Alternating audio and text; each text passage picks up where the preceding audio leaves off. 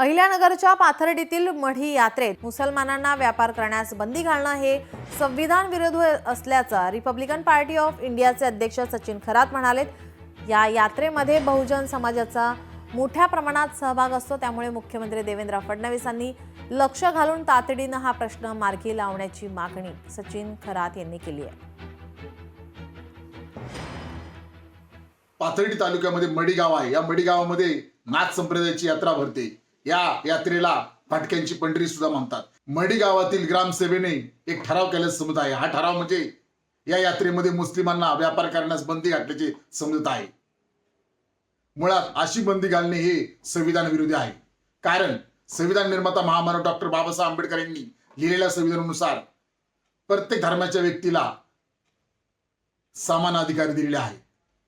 त्यामुळे हे अतिशय चुकीचं आहे। म्हणूनच रिपब्लिकन पार्टी ऑफ खरात पक्षातर्फे आम्ही महाराष्ट्र राज्याचे माननीय मुख्यमंत्री देवेंद्र फडणवीस यांना मागणी करत आहे की या प्रकरणामध्ये आपण तातडीने लक्ष घालावे आणि हा प्रश्न तातडीने सोडवा। लोकशाही मराठी ऐका, पहा, जागरूक रहा।